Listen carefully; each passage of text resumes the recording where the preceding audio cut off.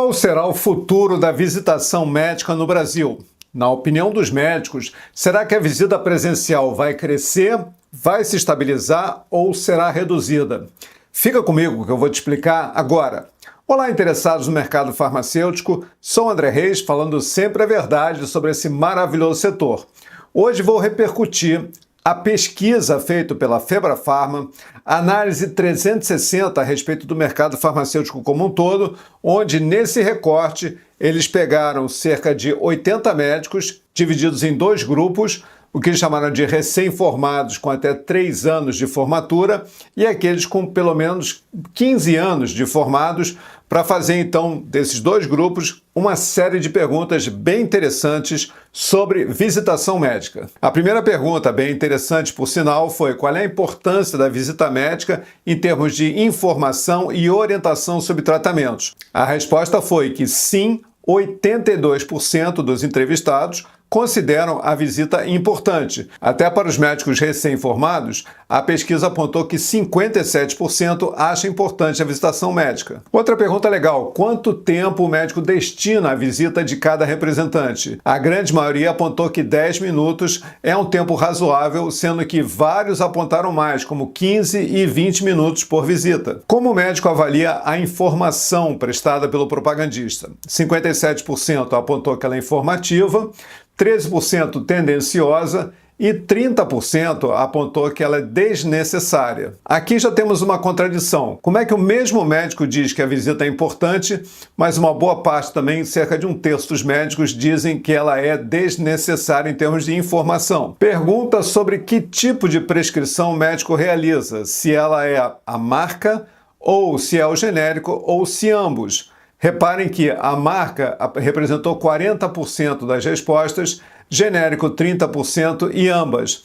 No próximo gráfico você percebe, em termos de mercado, a força da marca. Essa visitação realmente funciona. Repara que genérico, mesmo tendo sido lançado pela lei dos genéricos há quase 30 anos, está estável em 30% e não cresce mais do que isso. Em vermelho tem os medicamentos isentos de prescrição. Em azul, a grande maioria dos produtos prescritos pelo médico, seja similar ou de patente, é o grosso, é a fortaleza do mercado farmacêutico, o que prova que a visitação funciona assim. E a última pergunta foi: qual é o futuro da visitação médica? Para espanto geral, só 3% disse que ela será mantida, 43% reduzida e 54% diz que a visita presencial acabará. Se eu tivesse presente como entrevistador, ia perguntar para os médicos: tá bom, mas ao mesmo tempo que você disse que ela é relevante, vamos voltar ao percentual de 82% disse que a visita é importante e agora também mais da metade dos médicos diz que a visita acabará. Só que agora vamos para os números, e os números mostram uma outra realidade, ou pelo menos uma tendência com relação à visitação. O primeiro gráfico que eu quero mostrar é esse dos médicos em atividades do Brasil, e é uma escalada constante em função dos novos cursos de medicina que foram abertos, especialmente no governo Lula, depois dando sequência no governo Dilma, só que o CFM fez um acordo com o governo Temer de encerrar todas as novas licenças para curso de medicina para proteger o mercado dos novos médicos. Aliás, é o único curso no Brasil onde você não pode abrir uma nova faculdade. O que vocês acham disso? Próximo gráfico mostra a quantidade de farmácias em atividade no país, que é também um gráfico constante, sendo que se estabilizou praticamente nos últimos 3 anos, mas cresceu muito em cerca de 10 anos. Dá para a gente notar nas ruas a quantidade de farmácias que existem uma coladas nas outras. Por que tanta farmácia? Porque o modelo de negócios funciona. O mercado farmacêutico está um boom. Provado pelo próximo gráfico, que mostra nos últimos 5 anos, ou seja, totalmente pós-pandemia, uma ascensão constante de 2 dígitos por ano no mercado farmacêutico nacional. Qual outro setor que tem essa pujança tão grande com relação à performance do mercado como um todo? Diz para mim. Qual é o resultado disso no faturamento das principais empresas do mercado farmacêutico? Estou falando da Eurofarma, EMS e também do Axê.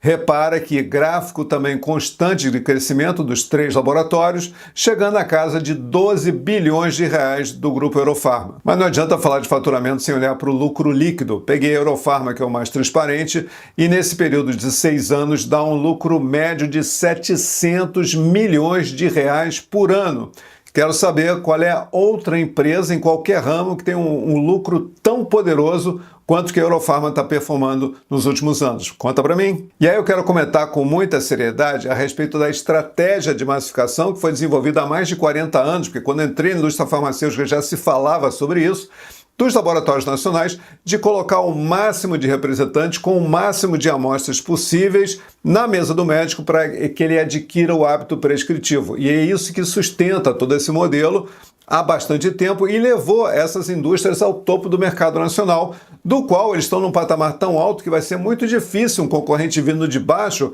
chegar a ameaçar esse patamar que tanto o Grupo NC, a MS, a Eurofarma e o próprio Axi atingiram nesse momento. Qual é a frustração dos médicos? É porque essa massificação com representante que não conhece direito os produtos, por que ele não conhece? Porque ele está assoberbado com uma grade promocional muito extensa. Esse foi o tema do vídeo número 2 dessa série, Presente e Futuro da Visitação Médica.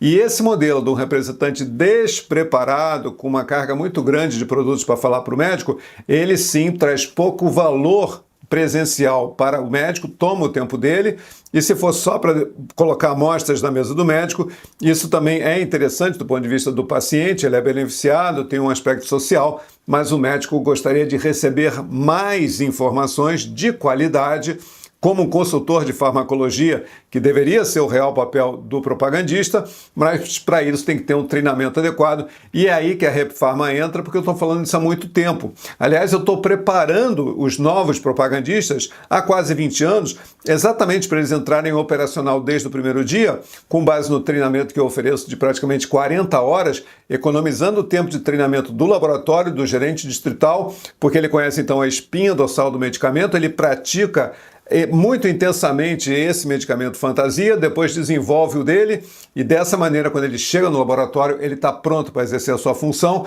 e, claro, vai ter o treinamento específico do laboratório, mas pelo menos toda aquela base de conteúdo necessária para começar o diálogo com o médico, ele já aprendeu comigo e minha equipe de professores.